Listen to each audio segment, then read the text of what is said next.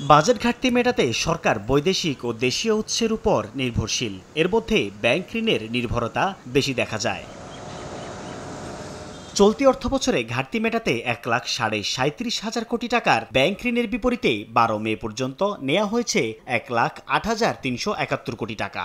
বিনিয়োগে ভাটায় বেসরকারি খাতের ঋণের চাহিদা কমায় বাজেট ঘাটতি পূরণে সরকারের ব্যাংক নির্ভরতা তেমন সংকট তৈরি করবে না বলে মত অর্থনীতিবিদদের। ইলেকশন এবং সামগ্রিক স্ট্যাবিলিটিটা কোন জায়গায় আসে সেটা দেখে তারা বিনিয়োগ করবে। ফলে যেহেতু বিনিয়োগের দিক থেকে চাহিদার দিক থেকে একটা স্লোনেস বা স্লথগতি আছে, সেদিক থেকে হয়তো সরকারের ব্যাংক থেকে বরোয়িংটা অত বেশি প্রভাব নাও ফেলতে পারে। নতুন অর্থবছরের বাজেটের আকার হতে পারে 7,90,000 কোটি টাকা, সম্ভাব্য ঘাটতি 2,26,000 কোটি টাকা, আর ব্যাংক ঋণ 1,25,000 কোটি টাকা।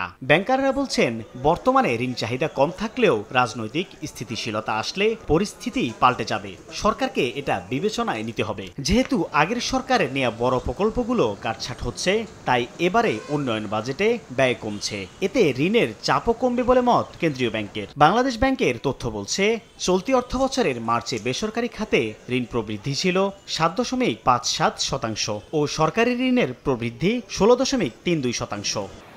সাইফুল ইসলাম, সময় সংবাদ, ঢাকা।